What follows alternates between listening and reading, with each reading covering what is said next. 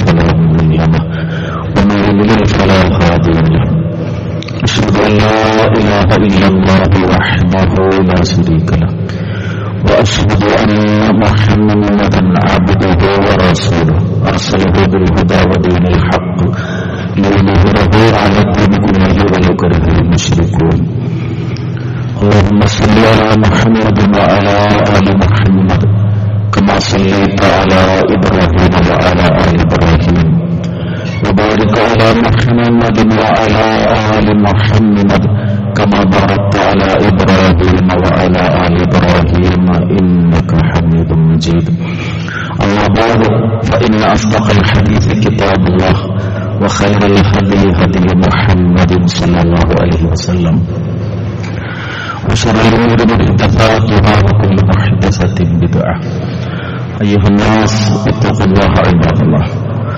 أعوذ بالله السميع العليم من الشيطان الرجيم بسم الله الرحمن الرحيم والذين لا يدعون مع الله إلها آخر ولا يقتلون النفس التي حرم الله إلا بالحق ولا يزنون ومن يفعل ذلك يلقى أثاما يضاعف له العذاب يوم القيامة ويخلد فيه مهانا رب اشرح لي صدري ويسر لي أمري واحلل عقدة من لساني يفقهوا قولي ബഹുമാന്യരായ സഹോദരങ്ങളെ, സർവശക്തനും കാരുണ്യവാനുമായ റബ്ബ് സുബ്ഹാനഹു വ തആലയുടെ നിയമനിർദ്ദേശങ്ങളും ജീവിതത്തിന്റെ എല്ലാ മേഖലകളിലും സൂക്ഷിച്ചുകൊണ്ട് മുത്തഖീമായുള്ള ജീവിതത്തിന് വേണ്ടി പരിശ്രമിക്കണമെന്ന് സൂറത്തിൽ നിന്നും ഓർമ്മപ്പെടുത്തുന്നു.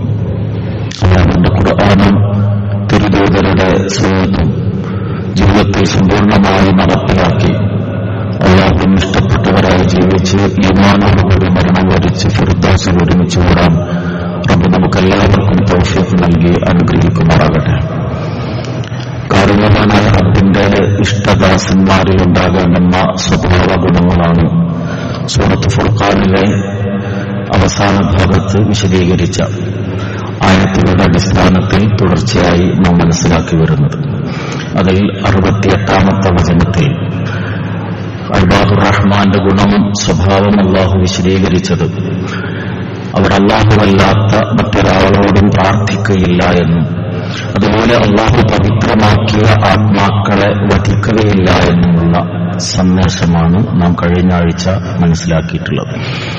ആ ആയത്തിൽ അതിന്റെ കൂടെ അല്ലാഹു ചേർത്ത് പറഞ്ഞ മറ്റൊരു പ്രധാനപ്പെട്ട കാര്യം അല്ലാഹുവിന്റെ ഇഷ്ടദാസന്മാരായ ആളുകൾ വലാ യസ്നൂൻ എന്നതാണ്. അഥവാ അവർ വ്യഭിചരിക്കുകയില്ല. വമൻ യഫ്അൽ ദാലിക യൽഖ അസാമ, തീർച്ചയായും ആരെങ്കിലും അത് പ്രവർത്തിച്ചാൽ, അങ്ങനെ ചെയ്താൽ അവന് പാപിയായിത്തീരും എന്ന് മാത്രമല്ല യുളഅഫ് ലഹുൽ അദാബു യൗമൽ ഖിയാമ വയഖ്ലുദു ഫീഹി മുഹാന, തീർച്ചയായും ഖിയാമത്ത് നാളിൽ ഇരട്ടിയായി അവന് ശിക്ഷ നൽകപ്പെടുകയും മൂന്നനായിക്കൊണ്ട് അപമാനിതനായിക്കൊണ്ട് ആ നരകത്തിൽ അവന് ശാശ്വതവാസം വിധിക്കപ്പെടുകയും ചെയ്യും എന്നാണ് അല്ലാഹു പഠിപ്പിക്കുന്നത്. റബ്ബ് നമ്മെ എല്ലാവരെയും കാത്തുരക്ഷിക്കുമാറാകട്ടെ. സെക്സ്, ലൈംഗികത മനുഷ്യ ജീവിതത്തിന്റെ ഭാഗമാണ്. കാരുണ്യവാനായ തമ്പുരാന്റെ അപാരമായ യുക്തിയുടെ ഭാഗമാണ്. മനുഷ്യൻ ആഗ്രഹിച്ചാലും ഇല്ലെങ്കിലും ശരി അവന്റെ തലമുറ നിലനിൽക്കത്തക്ക വിധത്തിൽ റീപ്രൊഡക്ഷനെ സെക്സുമായി ബന്ധപ്പെടുത്തി എന്നത്. ആ സെക്സിന്റെ കാര്യത്തിൽ രണ്ട് കാഴ്ചപ്പാട് ലോകത്തുണ്ടായി തീർന്നിട്ടുണ്ട്. ഒന്ന്, സെക്സ് പാപമാണ്, അതുകൊണ്ട് മനുഷ്യമോചനത്തിന്റെ മാർഗം ലൈംഗികതയിൽ നിന്ന് കുടുംബജീവിതത്തിൽ നിന്നൊക്കെ മാറി നിന്നുള്ള ഏകാന്തവാസം അല്ലെങ്കിൽ ബ്രഹ്മത്തെ ചതിക്കുക, ലോകത്തെ തന്നെ ചതിക്കുക എന്ന സന്യാസമെന്ന ആശയം. രണ്ടാമത്തേത് പടിഞ്ഞാറൻ ലോകം, പ്രത്യേകിച്ച് നമ്മൾ ഇന്ന് ജീവിക്കുന്ന ലിബറലിസത്തിന്റെ ലോകം മുന്നോട്ട് വെക്കുന്ന സർവതന്ത്ര സ്വതന്ത്രമായ ലൈംഗികത, പരിധിയില്ലാത്ത നിയമങ്ങളോ വിലക്കുകളോ ഇല്ലാത്ത ലൈംഗികത എന്ന്. ഇത് രണ്ടും പ്രകൃതി വിരുദ്ധമാണ്. പ്രകൃതിപരമായ ഇസ്ലാം വളരെ കൃത്യമായി മനുഷ്യ ജീവിതത്തിന്റെ അനിവാര്യ ഭാഗമായ ലൈംഗികതയെ പരിശുദ്ധവും പരിഭാവകവുമായ ഒരു തലത്തിൽ നരകത്തിലേക്ക് തിരിച്ചുവിടുകയാണ്. വിവാഹത്തിൽ മാത്രം ലൈംഗികതയെ ഒതുക്കിക്കൊണ്ട് അതിനപ്പുറത്തുള്ള കാര്യങ്ങളെല്ലാം പാപമാണ്, നിങ്ങളുടെ നാശത്തിലേക്കുള്ള ഹേതുവാണ് എന്ന് ഗൗരവത്തോടുകൂടി അല്ലാഹു പഠിപ്പിക്കുന്നു. അതുകൊണ്ട് തന്നെ ഇബാദുർ റഹ്മാൻ, കാരുണ്യവാനായ റഹ്മാനായ നാഥന്റെ അടിമകളായ അല്ലാഹുവിന് ഇഷ്ടപ്പെട്ട ദാസന്മാർ ജീവിതത്തിൽ ഏറെ ശ്രദ്ധിക്കേണ്ടുന്ന ഒരു മേഖലയായിട്ടാണ് ഈ കാര്യത്തെ അല്ലാഹുവിന്റെ വചനത്തിലൂടെ നമുക്ക് പഠിപ്പിച്ചു തരുന്നത്. വിശുദ്ധ ഖുർആനിലെ മറ്റു വചനങ്ങളിലും ഇതേ വിഷയം നമുക്ക് കാണാൻ സാധിക്കും. വിജയികളായ വിശ്വാസികളുടെ കാര്യം എടുത്തു പറയുന്നിടത്ത് സൂറത്തുൽ മുഅ്മിനൂനിൽ വല്ലദീന ഹും ഫുറൂജിഹിം ഹാഫിളൂൻ ഇല്ലാ അലാ അസ്വാജിഹിം ഔ മാ മലകത് അയ്മാനുഹും ഫഇന്നഹും ഗൈറു മലൂമീൻ ഫമൻ ഇബ്തഗാ വറാഅ ദാലിക ഫഉലൈക ഹുമുൽ ആദൂൻ എന്നിങ്ങനെ അല്ലാഹു വിശദീകരിക്കുന്നുണ്ട്. അല്ലാഹുവിന്റെ വിജയികളായ ദാസന്മാർ അവർ തങ്ങളുടെ ഗുഹ്യാവയവത്തെ സൂക്ഷിക്കുന്ന ആളുകളാണ്. സ്വന്തം നിലകളിലോ അല്ലെങ്കിൽ അല്ലാഹു അടിമപ്പെടുത്തിയ അഥവാ അടിമകളായിട്ടുള്ള ആളുകളിൽ അനുവദനീയമായ വിഭാഗങ്ങളിൽ മാത്രമാണ് നിങ്ങളതിനെ ഉപയോഗിക്കാൻ പാടുള്ളൂ. അതിനപ്പുറത്തുള്ള മാർഗം ആരെ തേടിയാലും തീർച്ചയായും അത് ശിക്ഷയ്ക്ക് നാശത്തിനുള്ള ഹേതുവാണ് എന്ന് വളരെ കൃത്യമായി അല്ലാഹു പഠിപ്പിക്കുന്നു. അടിമ വ്യവസ്ഥ നിലനിന്നിരുന്ന ഒരു കാലഘട്ടത്തിൽ അടിമത്തം ഇല്ലായ്മ ചെയ്യാൻ സാധ്യമാകുന്ന നിലക്കുള്ള നിയമാവലികളാണ് ഇസ്ലാം പഠിപ്പിച്ചത്. അത് വിഷയത്തിന്റെ മറ്റൊരു ഭാഗമാണ്, അങ്ങോട്ട് പോകുന്നില്ല. ഏതായിരുന്നാലും ഇന്നതില്ല. അതുകൊണ്ട് തന്നെ അടിമകൾ ഉപയോഗപ്പെടുത്തിയിട്ടുള്ള ലൈംഗികതയ്ക്ക് ആധുനിക സമൂഹത്തിൽ പ്രസക്തിയില്ല. ഇവിടെ നിലനിൽക്കുന്ന സമൂഹത്തിൽ വിവാഹത്തിലൂടെയുള്ള ലൈംഗികത അത് മാത്രമാണ് ഇസ്ലാം നമുക്ക് അനുവദിച്ചു തന്നിട്ടുള്ളത്. അതിനപ്പുറത്തുള്ള വ്യഭിചാരമെന്ന തിന്മയെ അതിശക്തമായ പാപമായിട്ട് പടച്ചതമ്പുരാൻ കാണുന്നു. മഹാനായ റസൂലുള്ളാഹി സ്വല്ലല്ലാഹു അലൈഹി വസല്ലം അതിന്റെ ഗൗരവം ബോധ്യപ്പെടുത്തി തന്നു. ഇബ്നു മസ്ഊദ് റളിയല്ലാഹു അൻഹു ഉദ്ധരിക്കുന്ന ഒരു ഹദീസിൽ ഇങ്ങനെ കാണാം. അദ്ദേഹം റസൂലുള്ളാഹി സ്വല്ലല്ലാഹു അലൈഹി വസല്ലമയോട് ചോദിക്കാം, അയ്യുൽ ദംബി അഅലം, ഏതാണ് വലിയ പാപം? തിന്മകളിൽ ഗൗരവതരമായ പാപങ്ങളിൽ വെച്ച് വമ്പിച്ചത് ഏതാണ് എന്ന് ചോദിച്ചപ്പോ റസൂലുള്ളാഹി സ്വല്ലല്ലാഹു അലൈഹി വസല്ലം പറഞ്ഞ മറുപടി അൻത ജഅല ലില്ലാഹി നിദ്ദൻ വഹുവ ഖലഖക. കഴിഞ്ഞ ആഴ്ച നാം മനസ്സിലാക്കിയ കാര്യം, നിന്നെ സൃഷ്ടിച്ച റബ്ബിൽ നീ സമന്മാരെ വെക്കും. നിന്റെ സൃഷ്ടാവും അന്യദാതാവും സംരക്ഷകനും ഒക്കെ ആ റബ്ബാണെന്നുള്ളതിരിക്കെ അവനിൽ സമന്മാരെ വെക്കുക, അതാണ് വലിയ പാപം. തുടർന്ന് അദ്ദേഹം ചോദിക്കാൻ കാല അയ്യോ, പിന്നെ പറയുകയാണ് നിന്റെ കൂടെ ഭക്ഷണം കഴിക്കുമെന്ന് പേടിച്ചിട്ട് നിന്റെ കുഞ്ഞിനെ കൊല്ല. അതും കഴിഞ്ഞ ആഴ്ച നാം മനസ്സിലാക്കിയുണ്ടായി. ഭ്രൂണഹത്യയും ജനിച്ച ശേഷം കൊല്ലലൊക്കെ ദാരിദ്ര്യം പറയുന്ന മക്കളെ കൊല്ല വമ്പിച്ച പാപമാണ്. വീണ്ടും അദ്ദേഹം ചോദിക്കാണ്, സുമ്മാ ഇതിന് ഏതാണ് പ്രവാചകൻ? റസൂലുള്ളാഹി പറഞ്ഞു, നിന്റെ അയൽവാസിയുടെ ഭാര്യയെ നീ വ്യഭിചരിക്കുക. وأنزل الله تصديق قول النبي صلى الله عليه وسلم والذين لا يدعون مع الله إلها آخر എന്ന ഈ ആയത്ത് അദ്ദേഹം വിശദീകരിക്കുകയാണ്. റസൂൽ പറഞ്ഞ ഇക്കാര്യം മൂന്നാമത്തേത് വമ്പിച്ച പാപം അയൽവാസിയെ വ്യഭിചരിക്കുക എന്ന കാര്യവും അതിന്റെ ഗൗരവം ഈ ആയത്തോട് ഉദ്ധരിച്ചുകൊണ്ടാണ് അബ്ദുല്ലാഹ് ഇബ്നു മസ്ഊദ് റളിയല്ലാഹു അൻഹു വിശദീകരിക്കുന്നത്. മാത്രമല്ല, മനുഷ്യൻ ചെയ്യുന്ന കാര്യങ്ങളിൽ അവന്റെ നീചമായ പ്രവർത്തനങ്ങളിൽ അങ്ങേറ്റം മോശമായിട്ടുള്ള കാര്യം വ്യഭിചാരമാണ് എന്നത് റസൂലുള്ളാഹി സ്വല്ലല്ലാഹു അലൈഹി വസല്ലം വേറെയും വചനങ്ങളിലൂടെ പഠിപ്പിച്ചിട്ടുണ്ട്. അബൂ ഹുറൈറ റളിയല്ലാഹു അൻഹു ഉദ്ധരിക്കുന്ന ഹദീസിൽ അല്ലാഹുവിന്റെ റസൂൽ സ്വല്ലല്ലാഹു അലൈഹി വസല്ലം പറഞ്ഞത് ഇങ്ങനെ കാണാം, ലാ യസ്നി സാനി ഹീന യസ്നി വഹുവ മുഅ്മിൻ. ഒരാൾ മുഅ്മിനായിക്കൊണ്ട് ഒരിക്കലും തന്നെ വിശ്വാസിയായ അവസ്ഥയിൽ ഒരാൾ വ്യഭിചാരത്തിൽ ഏർപ്പെടുകയില്ല. അഥവാ വ്യഭിചരിക്കുമ്പോൾ അയാളിൽ നിന്ന് ഈമാൻ മാറുന്നു എന്നർത്ഥം. അത് മറ്റൊരു ഹദീസിൽ റസൂലുള്ളാഹി സ്വല്ലല്ലാഹു അലൈഹി വസല്ലം പഠിപ്പിച്ചിട്ടുണ്ട്. അബൂ ഹുറൈറ റളിയല്ലാഹു അൻഹു ഉദ്ധരിക്കുന്ന വചനത്തിൽ ഇങ്ങനെ കാണാം, അല്ലാഹുവിന്റെ റസൂൽ സ്വല്ലല്ലാഹു അലൈഹി വസല്ലം ഇപ്രകാരം പറഞ്ഞു, ഇദാ സന റജുലു ഖറജ മിൻഹുൽ ഈമാൻ. ഒരാൾ വ്യഭിചരിക്കുമ്പോ ഈമാൻ അയാളിന് പുറത്തു പോകും. കാന അലൈഹി ഖല്ലുൽ. ആ സമയത്ത് എന്ത് ചെയ്യും? ഈ ഈമാൻ അയാളിന് പുറത്തു പോയിട്ട് അയാളുടെ മേലെ തലക്ക് മുകളിൽ ഒരു കുട പോലെ അത് നിൽക്കും. ഈമാൻ ആ മ്ലേച്ഛ കൃത്യത്തിൽ നിന്ന് അയാൾ വിരമിച്ചാൽ ഈമാൻ അയാളിലേക്ക് തിരിച്ചു വരും. അഥവാ മുഅ്മിനായിക്കൊണ്ട് ഒരാൾ ലൈംഗിക തിന്മയിൽ ഏർപ്പെടുകയില്ല. അങ്ങനെ ചെയ്യുമ്പോൾ ഈമാൻ അയാളെന്ന് പോയിട്ട് അത് അയാളുടെ ഉപരിഭാഗത്തോട് കുടപോലെ നിൽക്കുമെന്നും ആ തിന്മ കഴിഞ്ഞ ശേഷമേ അത് അയാളിലേക്ക് തിരിച്ചു വരികയുമുള്ളൂ എന്നുമാണ് റസൂലുള്ളാഹി സ്വല്ലല്ലാഹു അലൈഹി വസല്ലമ പഠിപ്പിച്ചിട്ടുള്ളത്. ഈ ലൈംഗികമായ തിന്മയുടെ വ്യഭിചാരത്തിന്റെ അപകടങ്ങൾ നിരവധിയാണെന്നാണ് പരിശുദ്ധ ഇസ്ലാം നമുക്ക് ബോധ്യപ്പെടുത്തി തരുന്നത്. ഒന്ന്, റബ്ബിന് അങ്ങേയറ്റം കോപം ആ സന്ദർഭത്തിൽ ഉണ്ടാകും എന്നതാണ്. വീരമഹതി നമ്മുടെ ഉമ്മ ആയിഷ റളിയല്ലാഹു തആല അൻഹ ഒരിക്കൽ സഹാബത്തിനോട് ചോദിക്കുകയാണ്, എന്താണ് വർദ്ധിച്ചു വരുന്ന ഭൂകമ്പങ്ങൾക്ക് കാരണമെന്ന് നിങ്ങൾക്കറിയാമോ? എന്നിട്ട് അവർ വിശദീകരിക്കുകയാണ്, എന്താണ് അതിന്റെ കാരണം? ഒരു സ്ത്രീ വ്യഭിചരിക്കാൻ വേണ്ടി തന്റെ വസ്ത്രം നീക്കിയാൽ വാനലോകത്തുള്ള റബ്ബ് കോപിക്കുന്നു. എന്നിട്ട് ഭൂമിയോട് അവർ കൽപ്പിക്കും, ആ മനുഷ്യരുമായി കുലുങ്ങൂ എന്ന് അല്ലാഹു ഭൂമിയോട് കൽപ്പിക്കുമെന്നാണ്. വ്യഭിചാരം ഒരു സമൂഹത്തിൽ വർദ്ധിച്ചു വന്നാൽ ഭൂകമ്പങ്ങൾ വർദ്ധിക്കുമെന്നതാണ് ഈ വചനത്തിലൂടെ നമുക്ക് മനസ്സിലാക്കാൻ സാധിക്കുന്നത്. റസൂലുള്ളാഹി സ്വല്ലല്ലാഹു അലൈഹി വസല്ലമ പറഞ്ഞതായി മറ്റൊരു ഹദീസിൽ അബ്ദുല്ലാഹ് റളിയല്ലാഹു അൻഹു വിശദീകരിക്കുകയാണ്, ലാ അഹദ അഗ്യറു മിനല്ലാഹ് ഫലിദാലിക ഹറമൽ ഫവാഹിശ മാ വഹറ മിൻഹാ വമാ ബത്തൻ. വ്യഭിചാരത്തോടും അധാർമികമായ ഈ തിന്മയോടുള്ള അത്രയും അല്ലാഹുവിന്റെ രോഷമുള്ള പടച്ചവനെ സംബന്ധിച്ചിടത്തോളം അല്ലാഹു രോഷം കൊള്ളുമ്പോ റബ്ബിനോളം രോഷം കൊള്ളുന്ന ഒരാളുമില്ല. അതുകൊണ്ടാണ് ഫവാഹിശകളിൽ നിന്ന്, അധർമ്മങ്ങളിൽ നിങ്ങൾ വിട്ടുനിൽക്കണമെന്ന് പറയുന്നത്. അധർമ്മങ്ങൾ ചെയ്യുമ്പോൾ അല്ലാഹു കോപിക്കും. അല്ലാഹു കോപിക്കുമ്പോ ശിക്ഷ ഇറങ്ങും. ഈ ഭൂമിയിൽ അതിന്റെ അനുഭവങ്ങളുണ്ടാകും. അതുകൊണ്ട് മ്ലേച്ഛമായ കാര്യങ്ങളിൽ നിന്ന് നിങ്ങൾ വിട്ടുനിൽക്കണം. അബൂ സലമ റളിയല്ലാഹു അൻഹു പറയാണ്, അന്നഹു സമിഅ അബൂ ഹുറൈറ അൻ നബി സല്ലല്ലാഹു അലൈഹി വസല്ലം. അബൂ ഹുറൈറ റളിയല്ലാഹു അൻഹു റസൂലിനെ ഉദ്ധരിക്കുന്നതായിട്ട് അദ്ദേഹം കേട്ടു. റസൂലുള്ളാഹി പറഞ്ഞു, ഇന്നല്ലാഹ യഗാറു വഗൈറത്തുല്ലാഹി അൻ യഅതിയൽ മുഅ്മിൻ മാ ഹറമല്ലാഹ്. അല്ലാഹു അഭിമാന രോഷം കൊള്ളും. ഒരു വിശ്വാസി അല്ലാഹു നിഷിദ്ധമായത് പ്രവർത്തിക്കുമ്പോഴാണ് അല്ലാഹുവിന്റെ ഈ രോഷം കൊള്ളൽ ഉണ്ടായിത്തീരുക. അതുകൊണ്ട് പടച്ചവന്റെ കോപം അതിഗൗരവതരമായ നിലക്ക് ബാധിക്കുന്ന ഒരു ഘട്ടമാണ് ഒരാൾ ലൈംഗികമായ തിന്മയിൽ ഏർപ്പെടുന്ന സന്ദർഭം.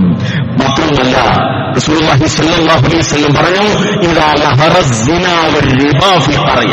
ഒരു നാട്ടിൽ രണ്ട് തിന്മകൾ വ്യാപകമായി കഴിഞ്ഞാൽ, ഏതൊക്കെ രണ്ട് തിന്മകൾ? ഒന്ന് പലിശ, രണ്ട് വ്യഭിചാരം. ഇത് രണ്ടും ഒരു നാട്ടിൽ പ്രത്യക്ഷപ്പെട്ടാൽ, പ്രകടമായാൽ ആ ജനത സ്വയം അവരുടെ മേലിൽ അല്ലാഹുവിന്റെ ശിക്ഷ വരുത്തി വെക്കുകയാണ്. ഇത് രണ്ടും സമൂഹത്തിൽ വ്യാപകമാണ്. ലൈംഗികമായ തിന്മ, സാമ്പത്തികമായ തിന്മയിൽപ്പെട്ട പലിശ. വ്യഭിചാരവും പലിശയും ഒരു നാട്ടിൽ വ്യാപകമായി കഴിഞ്ഞാൽ ആ ജനത അല്ലാഹുവിന്റെ ശിക്ഷ ചോദിച്ചു വാങ്ങുകയാണ് എന്നാണ് റസൂലുള്ളാഹി സ്വല്ലല്ലാഹു അലൈഹി വസല്ലം പഠിപ്പിച്ചിട്ടുള്ളത്. അല്ലാഹു നമ്മെ കാത്തുരക്ഷിക്കുമാറാകട്ടെ. മാത്രമല്ല, മാറാ രോഗങ്ങൾ ഈ തിന്മ കാരണം പ്രചരിക്കുമെന്നതാണ്. നമുക്കറിയാം, 1980-കൾക്ക് ശേഷം ലോകത്ത് പ്രത്യക്ഷപ്പെട്ട ഡെഫിഷ്യൻസി സിൻഡ്രോം എന്ന AIDS എന്ന ഭീകരമായ രോഗം. ആ രോഗവുമായി ബന്ധപ്പെട്ടതിന്റെ ആദ്യത്തെ കാരണം ഇവിടെ ഒരുപാട് പഠനങ്ങൾ നടന്നിട്ടുണ്ട്. അതൊക്കെ അന്വേഷണങ്ങളെല്ലാം എത്തിച്ചേർന്നത് മനുഷ്യന്റെ ലൈംഗിക തിന്മകളിലാണ്. ആൾക്കൂട്ടമായ മനുഷ്യൻ ഏർപ്പെട്ടിട്ടുള്ള ലൈംഗിക ബന്ധങ്ങളിലാണ് AIDS രോഗാണുവിന്റെ സാന്നിധ്യത്തെ ശാസ്ത്രലോകത്തിന് കണ്ടെത്താൻ സാധിച്ചത്. റസൂലുള്ളാഹി സ്വല്ലല്ലാഹു അലൈഹി വസല്ലം അത് വളരെ കൃത്യമായി പഠിപ്പിച്ചു തരികയും ചെയ്തിട്ടുണ്ട്. തീർച്ചയായും ലൈംഗികമായ അരാജകത്വം ഒരു ജനതയിൽ പരസ്യമായ രീതിയിൽ വെളിവായാൽ അവരുടെ പൂർവികർക്ക് ബാധിച്ചിട്ടില്ലാത്ത പകർച്ചവ്യാധികളും അതുപോലെ തന്നെ വേദനയും അവരിൽ വ്യാപിക്കും.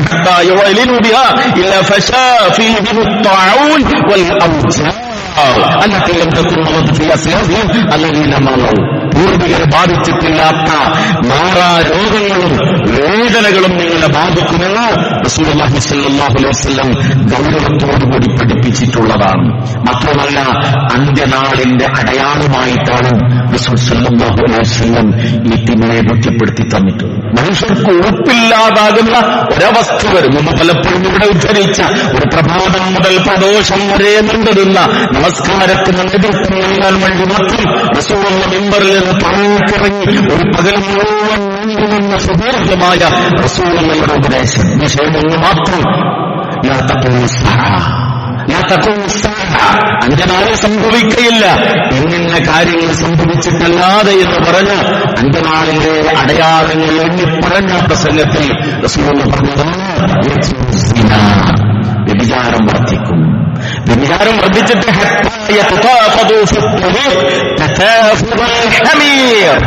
ഉടുപ്പില്ലാതെ നാണമില്ലാതെ കഴുതകൾ പൊതുവഴിയിൽ വെച്ച് ഇഴചേരുന്ന പോലെ മനുഷ്യർ പൊതുവഴിയിൽ വെച്ച് ലൈംഗിക ബന്ധത്തിൽ ഏർപ്പെടുന്നൊരവസ്ഥ വരും. മറ്റൊരു വയറ്റിൽ അവിടുന്ന് തുടർന്ന് പറഞ്ഞു, അന്നത്തെ സന്ദർഭം നിങ്ങൾക്കിതൊന്നും മാറുമെന്ന് ചെയ്തുകൂടെ എന്ന് ചോദിക്കുന്നവരാകും അക്കാലത്തെ ഏറ്റവും വലിയ എന്നാണ്. അത്രയേറെ വ്യഭിചാരം ഒരു പൊതു അവസ്ഥയിൽ സമൂഹത്തെ പിടികൂടുന്ന, നാണം മനുഷ്യൻ നഷ്ടപ്പെട്ടു പോകുന്ന അവസ്ഥയുണ്ടാകുമ്പോഴാണ് അന്ത്യനാള് സംഭവിക്കുക എന്ന് റസൂലുള്ളാഹി സ്വല്ലല്ലാഹു അലൈഹി വസല്ലമ വിശദീകരിച്ചു തന്നിട്ടുണ്ട്. മാത്രമല്ല അതിന്റെ ഗൗരവകരമായ ശിക്ഷ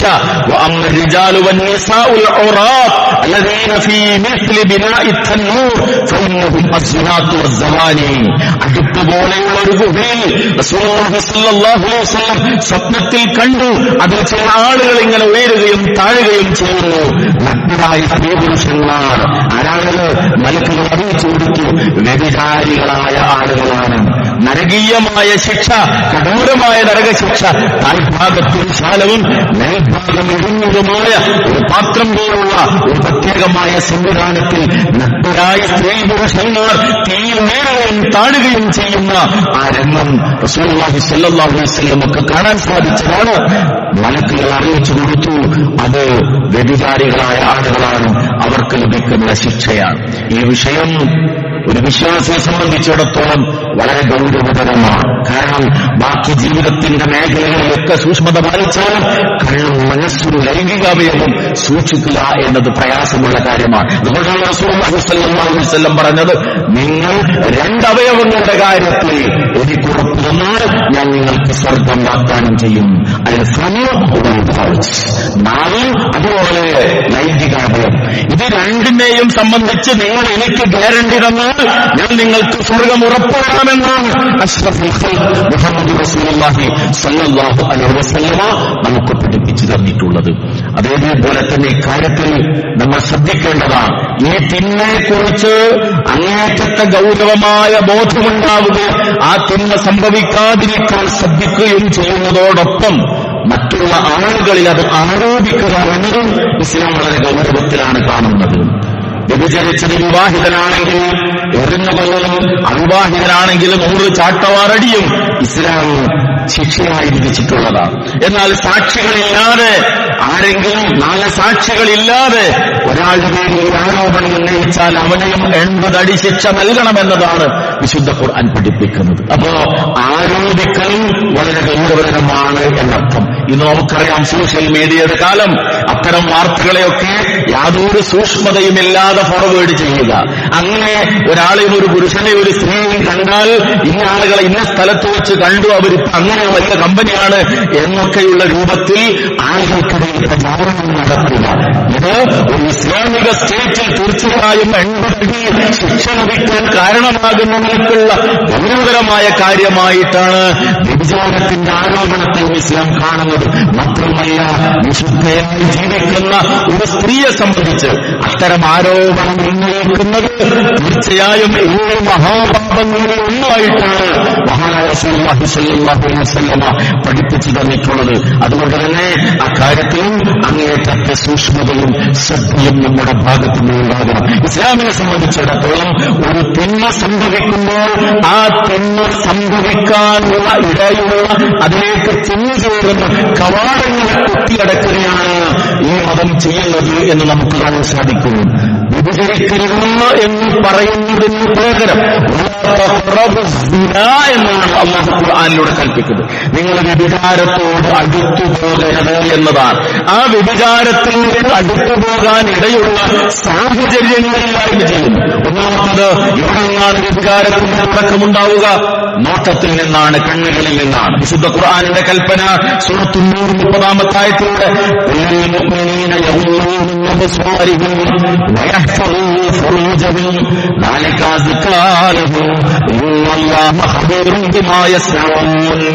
സത്യവിശ്വാസികളായ ആളുകളോട് കൽപ്പിക്കുക അവരുടെ ദൃഷ്ടികളെ താഴ്ത്താൻ വേണ്ടി, അവരുടെ മുഖ്യാവയവങ്ങളെ സൂക്ഷിക്കാനും വേണ്ടി. കണ്ണുകളെ താഴ്ത്തണം, ലൈംഗിക അവയവത്തെ സൂക്ഷിക്കണം എന്നതാണ്. ഇത് രണ്ടും പരസ്പര ബന്ധമുള്ള കാര്യമാണ് എന്നർത്ഥം. നോട്ടമാണ് തിന്മയിലേക്ക് എത്തിച്ചേരുക. അതുകൊണ്ട് കണ്ണുകളുടെ കാര്യത്തിൽ സൂക്ഷ്മത പാലിക്കുക. അത് നേർക്കുനേരെയുള്ളൊരു നോട്ടം മാത്രമല്ല, ആധുനികമായ സോഷ്യൽ മീഡിയയുടെ കാലത്ത് നമുക്കറിയാം ഒരു അഡിക്ഷനായി വളർന്നു തുടങ്ങിയ രോഗമാണ് ഫോൺ വീഡിയോസിനോടുള്ള താല്പര്യമെന്നത്. ഒഴിഞ്ഞിറങ്ങ് ആരും കാണാതെ അത്തരത്തിലുള്ള രംഗങ്ങൾ കണ്ടാസ്വദിക്കുക, മണിക്കൂറുകൾ അതിനുവേണ്ടി വിനിയോഗിക്കുക.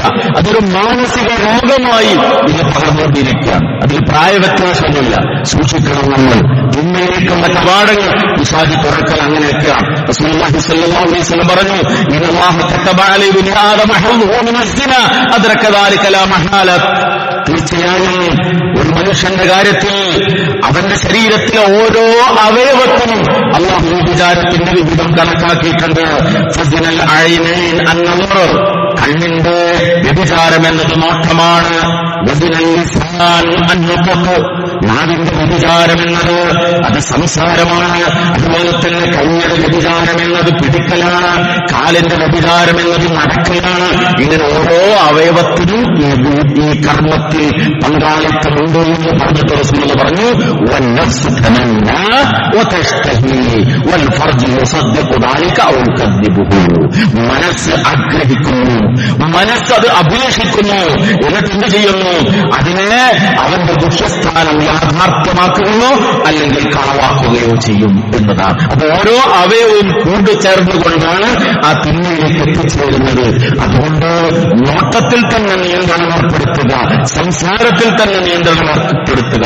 എത്ര സംഭവങ്ങളാണ് നമുക്കറിയാം. സ്ത്രീക്ക് സഹോദരിക്കൊരു മിസ്കോൾ ഇടുന്നു, തിരിച്ചു വിളിക്കുന്നു, കുടുകുണങ്ങി സംസാരിക്കുന്നു, ആ വിളി തുടരുന്നു, അതൊരു ബന്ധമായി ഉറപ്പെടുന്നു, കുടുംബ ചിത്രതയിലേക്ക് എത്തുന്നു. ഒന്നാമത്തെ നിമിഷത്തിൽ നോ പറയാൻ സാധിച്ചില്ലെങ്കിൽ വലിയ അപകടങ്ങളിലേക്കാണ് നമ്മൾ എത്തിച്ചേരുക. വിശുദ്ധ ഖുർആൻ സൂറത്ത് യൂസുഫിലൂടെ നിരവധി പാഠങ്ങൾ പഠിപ്പിക്കുന്ന കൂട്ടത്തിൽ നമുക്ക് ബോധ്യപ്പെടുത്തി തരുന്ന ഒരു കാര്യമാണ് യൂസുഫ് എന്ന അലൈഹിസ്സലാം സുന്ദരനായ കോമളനായ ചെറുപ്പക്കാരൻ താമസിക്കുന്ന വീട്ടില് സുന്ദരിയായ സ്ത്രീ മാടി വിളിക്കുന്നു, വാതിൽ കൊട്ടിയടക്കുന്നു. എന്നിട്ട് ഹൈത്തലക്, എങ്ങോട്ട് എന്ന് പറഞ്ഞു വിളിച്ചപ്പോ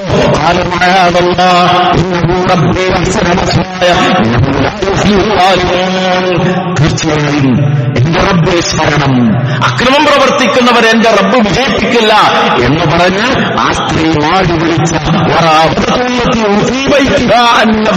അതിൽ കൊട്ടിയടച്ച് ആ പെണ്ണിലേക്ക് ഈ സുന്ദരനായ യുവാവിനെ മാടി വിളിച്ചപ്പോ മാന്യമുള്ള പറഞ്ഞ് രക്ഷപ്പെടുന്ന യൂസുഫ് അലൈഹിസ്സലാമിനെയാണ് സൂറത്തുൽ യൂസുഫിൽ നമ്മൾ കാണുന്നത്. തിന്മയുടെ സാഹചര്യങ്ങളിൽ ആ വിധത്തിൽ മഴകൾ പറഞ്ഞ് രക്ഷപ്പെടാൻ നമുക്ക് സാധിച്ചിട്ടില്ലെങ്കിൽ, ഒന്നാമത്തെ നിമിഷം തന്നെ അത് പറയാൻ സാധിച്ചിട്ടില്ലെങ്കിൽ വലിയ ദുരന്തങ്ങളിലേക്കാണ് നമ്മൾ ചെന്നു ചേരുക എന്നുള്ളത് ഗൗരവത്തോടുകൂടി നാം മനസ്സിലാക്കുക. അതുകൊണ്ട് ഈ തിന്മയിലേക്ക് എത്തിച്ചേരാനുള്ള കവാടങ്ങളെ കുട്ടിയടക്കുക എന്നതാണ് പ്രധാനമായി നാം ജീവിതത്തിൽ ശ്രദ്ധിക്കേണ്ടത്. അല്ലാഹു ലൗകിക ജീവിതത്തിൽ സൂക്ഷ്മത പാലിക്കുന്ന അക്കാരണത്താൽ റഹ്മാനായ റബ്ബിന്റെ പ്രിയപ്പെട്ട അടിമകളിൽ ഉൾപ്പെടാൻ സാധിക്കുന്ന സൗഭാഗ്യവാന്മാരിൽ എല്ലാവരെയും ഉൾപ്പെടുത്തി അനുഗ്രഹിക്കുമാറാകട്ടെ.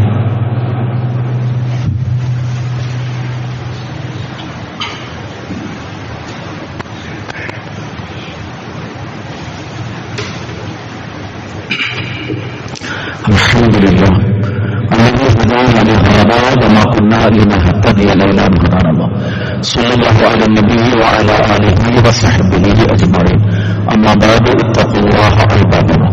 അല്ലാഹുവിനെ സൂക്ഷിച്ചുകൊണ്ട് ജീവിതത്തിലെ രഹസ്യ പരസ്യ മേഖലകളിൽ അള്ളാഹുവിന്റെ ആജ്ഞാനിർദ്ദേശങ്ങൾ പാലിച്ച് ജീവിക്കുന്ന മുത്തഖീങ്ങളിൽ ഉൾപ്പെടാൻ പരിശ്രമിക്കണമെന്ന് സൂറത്തുൽ മുഅ്മിനൂൻ ഒരിക്കൽ കൂടി ഓർമ്മപ്പെടുത്തുന്നു. വ്യഭിചാരത്തിലേക്ക് അടുക്കരുത് എന്ന് കൽപ്പിച്ച പരിശുദ്ധ ഇസ്ലാം അതുമായി ബന്ധപ്പെട്ട് സംഭവിക്കാനിടയുള്ള തിന്മകളെക്കുറിച്ച് വളരെ കൃത്യമായി ബോധ്യപ്പെടുത്തി തരികയാണ്. ആണും പെണ്ണും തമ്മിലുള്ള മെച്ചമായ ലൈംഗിക ബന്ധം പോലെ തന്നെ അതിന്റെ മറ്റൊരു തലം അതിൽപ്പെട്ടതാണ് സ്വയം ഭോഗം എന്നുള്ളത്. ഒരു വ്യക്തി സ്വയം തന്നെ നടത്തുന്ന ലൈംഗിക ആസ്വാദനമാണ് സ്വയം ഭോഗം, മുഷ്ടിമൈഥുനം എന്നൊക്കെ പേരിൽ അറിയപ്പെടുന്ന കാര്യം. അത് ആ വിഷയത്തെ സംബന്ധിച്ചിടത്തോളം അതിന്റെ ഭൗതികമായ തലങ്ങളിൽ തന്നെ പഠനം നടത്തിയിട്ടുള്ള ആളുകൾ വ്യക്തമാക്കിയതാണ്. അത്തരം കാര്യങ്ങളിൽ ഏർപ്പെടുന്ന ആളുകൾക്ക് സ്വന്തം ഇണയോടൊപ്പമുള്ള ലൈംഗികതയുടെ ആസ്വാദനം ശരിയായ വിധത്തിൽ ആസ്വദിക്കാൻ സാധ്യമാവുകയില്ല എന്നുള്ളത്. അതുകൊണ്ട് തന്നെ ദീൻ അത്തരം കാര്യങ്ങളെ തിന്മയായിട്ടാണ്, പാപമായിട്ടാണ് കാണുന്നത്. ഇതുപോലെ തന്നെ സ്വർഗരതി, ശബരതി, മൃഗരതി എന്നിങ്ങനെ തുടങ്ങുന്ന ആധുനിക കാലഘട്ടത്തിലുള്ള ആളുകൾ വലിയ ഫാഷനായി പുരോഗമനമായി ഉയർത്തിപ്പിടിക്കുന്ന കാര്യം. ആണും പെണ്ണും എന്നുള്ള അവസ്ഥ വേണ്ടതില്ല. വളർന്നു വരുമ്പോൾ എന്തിനോടാണോ താല്പര്യം ആ നിലക്ക് മുന്നോട്ടു പോകാൻ സാധിക്കണം. അതാണല്ലോ ഇന്ന് ലിബറലിസത്തിന്റെ സ്വതന്ത്രവാദത്തിന്റെ ആളുകൾ പറഞ്ഞുകൊണ്ടിരിക്കുന്നു. അതുകൊണ്ട് തന്നെ ആണും തമ്മിലും പെണ്ണും തമ്മിലുമുള്ള പ്രകൃതി വിരുദ്ധമായ ലൈംഗിക ബന്ധം അത് പലപ്പോഴും സർക്കാരുകൾ വരെ അംഗീകാരം നൽകുന്ന നിയമത്തിന്റെ പരിരക്ഷ നൽകിക്കൊണ്ടിരിക്കുന്ന ഒരു സാമൂഹിക അന്തരീക്ഷത്തിലാണ് നമ്മൾ ജീവിക്കുന്നത്. ഇസ്ലാം വലിയ പാപമായിട്ടാണ് അതിനെ കാണുന്നത്. അത് നിലനിന്നിരുന്ന ഒരു ജനത മഹാനായ ലൂത്ത് അലൈഹി ഇസ്ലാമിന്റെ ജനതയെക്കുറിച്ച് പറഞ്ഞുകൊണ്ട് ഉപയോഗിച്ചൊരു വാക്ക് സൂറത്തുൽ ഹിജ്ർ 72-ാമത്തെ വചനത്തിൽ ഇന്നഹും ലഫീ സജ്റതിഹിം യഅമഹൂൻ എന്നാണ്. അവർ അതിന്റെ ഒരു ലഹരിയിൽ മുഴുകുകയായിരുന്നു എന്നതാണ്. അഥവാ അതൊരു ലഹരിയായി മനുഷ്യരിൽ നിലനിൽക്കും എന്നുള്ളതാണ്. ഇന്ന് മാത്രമല്ല, ആ തിന്മ ചെയ്ത ജനതയെ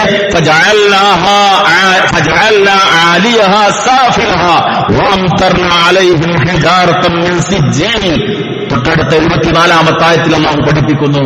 ആ തിന്മ അവരിൽ വ്യാപകമായി തീർന്നപ്പോ, ശിർക്കിന്റെ കൂടെ ആ തിന്മയും അവർ ചെയ്തുകൊണ്ടിരുന്നപ്പോ അല്ലാഹു അവരെ ശിക്ഷിച്ചു. അവരുടെ മേൽഭാഗം അടിഭാഗമാകത്തക്ക വിധം അഥവാ കീഴ്മേൽ അവരെ മറിക്കുകയും ചുടുകട്ടകൾ അവരിൽ വർഷിപ്പിച്ചുകൊണ്ട് അവരെ നശിപ്പിച്ചു കളയുകയും ചെയ്തു. ഇന്ന് ആ ഭൂപ്രദേശം എന്ന ചാവുകടലെന്ന ജീവന്റെ സാന്നിധ്യം പ്രയാസകരമാകുന്ന ഒരു പ്രദേശം ദൃഷ്ടാന്തമായി അല്ലാഹു ലോകത്ത് ബാക്കിയാക്കുകയും ചെയ്തിരിക്കുന്നു. സ്വർഗരതി എന്ന തിന്മ. അത് മാത്രവുമല്ല, ഈ തിന്മയിലേക്ക് എത്താനുള്ള എല്ലാ കവാടങ്ങളെയും ഇസ്ലാം കുട്ടിയടക്കുന്നു എന്നതാണ് റസൂലുള്ളാഹി സ്വല്ലല്ലാഹു അലൈഹി വസല്ലം പഠിപ്പിച്ചതായി അബൂ സഈദ് അൽ ഖുദ്രി റളിയല്ലാഹു അൻഹു ഉദ്ധരിക്കുന്ന ഹദീസിൽ ഇങ്ങനെ കാണാം: ലാ യൻദുറു റജുലു ഇലാ ഔറത്തി റജുൽ വലൽ മറഅതു ഇലാ ഔറത്തി മർഅ. ഒരു പുരുഷന്റെ ഔറത്തിലേക്ക് നോക്കരുത്, ഒരു സ്ത്രീയുടെ ഔറത്തിലേക്ക് നോക്കരുത്. എന്നിട്ട് അവിടുന്ന് പറഞ്ഞു: വലാ യഫ്ലി റജുലു ഇലാ റജുലി ഫീ സൗബിൻ വാഹിദ് വലാ തഫ്ലി മർഅതു ഇലൽ മർഅ ഫീ സൗബിൻ വാഹിദ്. മുത്തഫഖുൻ അലൈഹി ഹദീസാണ്. രണ്ട് പുരുഷന്മാർ ഒരു വസ്ത്രത്തിൽ ഉറങ്ങരുത്, ഒരു വിരിപ്പിൽ ഉറങ്ങരുത്. രണ്ട് സ്ത്രീകൾ ഒരു വിരിപ്പ് ഉറങ്ങരുത്. റസൂലുള്ളാഹി സ്വല്ലല്ലാഹു അലൈഹി വസല്ലമയുടെ കൽപ്പന ഇടയ്ക്കൊരു മറയില്ലാതെ എന്ന ഈ കാര്യത്തിൽ വിശദീകരിച്ചുകൊണ്ട് മുഹദ്ദിസുകൾ രേഖപ്പെടുത്തിയിട്ടുണ്ട്. ഇമാം നബവി റഹിമഹുല്ലാഹ് ഈ ഹദീസിനെ വിശദീകരിച്ച് പറയാണ്: ഫഹുവ നഹ്യുൻ തഹ്രീമുൻ ഇദാ ലം യകുൻ ഗൈറഹുമാ ഹായിൽ വഫീഹി ദലീലുൻ അലാ തഹ്രീമി ലംസു ഔറതി ഗൈരിഹി ബിയമിൻ മിൻ ബദനിഹി ഖാൻ. ഈ പറഞ്ഞതിൽ അഥവാ ഇങ്ങനെ നിങ്ങൾ ഉറങ്ങരുത് എന്ന് പറഞ്ഞതിൽ അതിന്റെ നിഷിദ്ധം പാടില്ല എന്ന കാര്യമാണ് വ്യക്തമായിട്ടുള്ളത്. എന്ന് മാത്രമല്ല, ഒരാളുടെ ഔറത്തിൽപ്പെട്ട ശരീരത്തിൽപ്പെട്ട ഏതു ഭാഗം സ്പർശിക്കുന്നതും നിഷിദ്ധമായിട്ടാണ് പരിശുദ്ധ കാണുന്നത്. അഥവാ സ്വർഗരതിയിലേക്ക് എത്താനുള്ള കവാടങ്ങളെ ഇസ്ലാം പൊട്ടിയടക്കുകയാണ് ചെയ്യുന്നത്. അതുപോലെ തന്നെ ഏതൊക്കെ സാധ്യതകളുണ്ടോ അതെല്ലാം ഇത് നമുക്കറിയാം. പരസ്പരം ഇടകലരുന്നതിൽ, ഒരുമിച്ച് കൂടുന്നതിൽ ഒരു പ്രശ്നവുമില്ലാത്തൊരവസ്ഥയിലേക്കാണ് ലോകമെത്തിയത്. നമ്മുടെ മക്കള്, ആൺമക്കളും പെൺമക്കളും ക്യാമ്പസിൽ ക്ഷണിക്കാൻ കൊടുക്കുന്നു, അവരതേപോലെ തന്നെ എംബ്രേസ് ചെയ്യുന്നു, ആലിംഗനം ചെയ്യുന്നു. അതിലൊക്കെ ഇപ്പൊ എന്താണ്?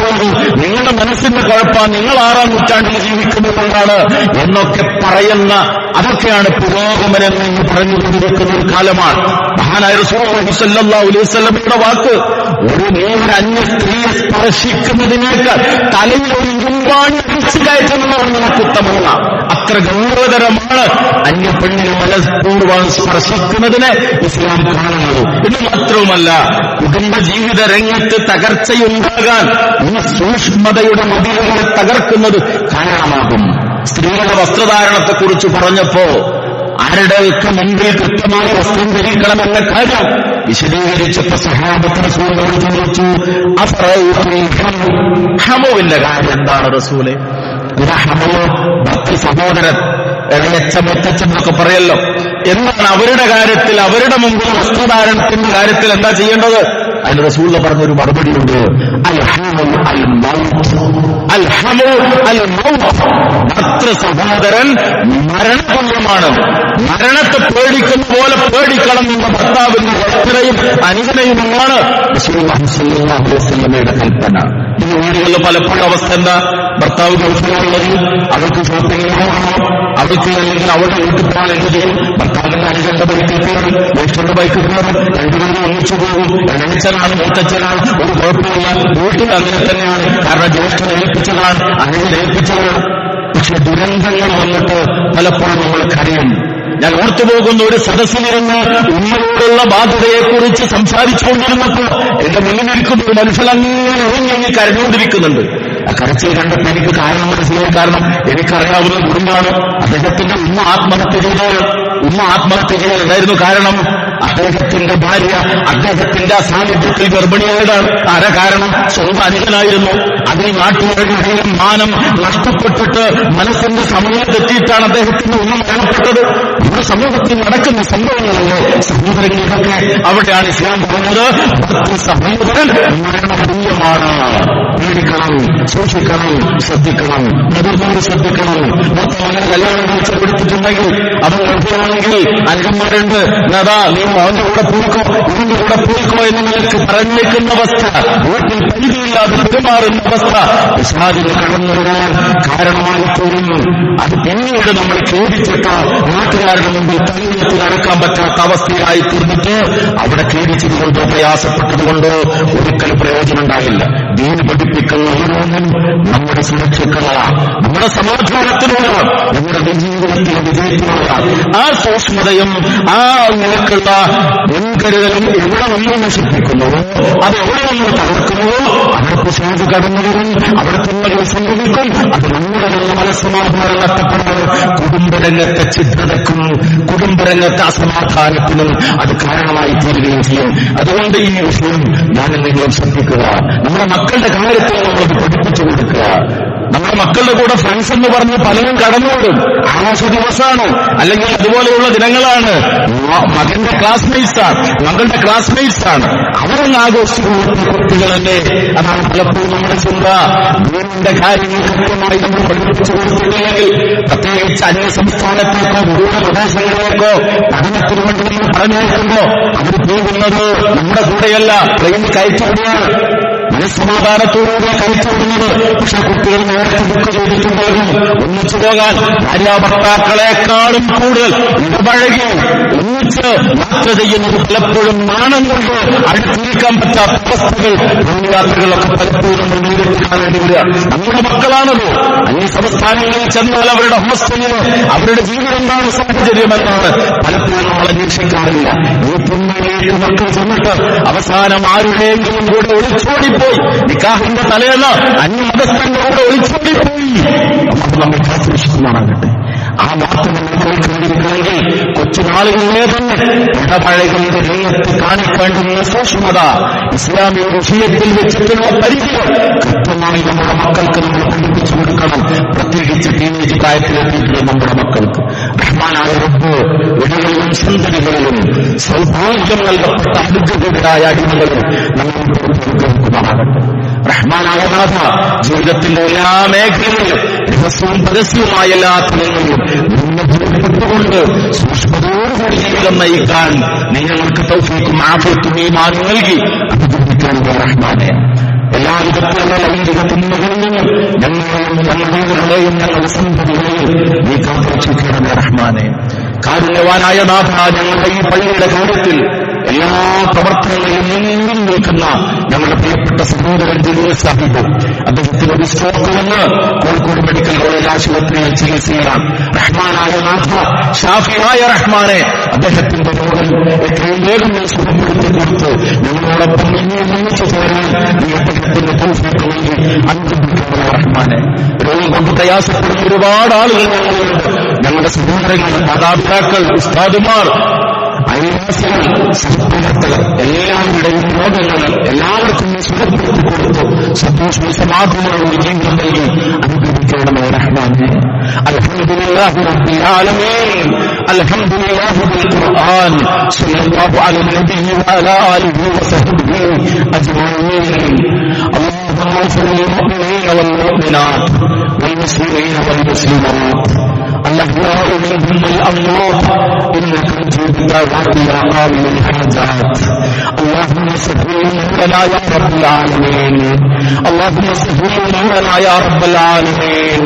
اللهم لا سهل إلا إذا جعلته سهلا وأنت تجعل الحزن إذا شئت سهلا.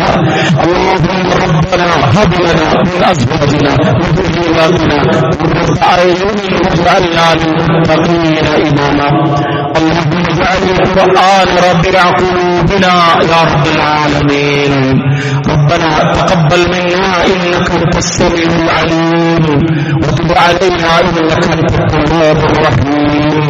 ربنا آتنا في الدنيا حسنة وفي الآخرة حسنة وقنا عذاب النار. آمين آمين آمين برحمتك يا أرحم الراحمين.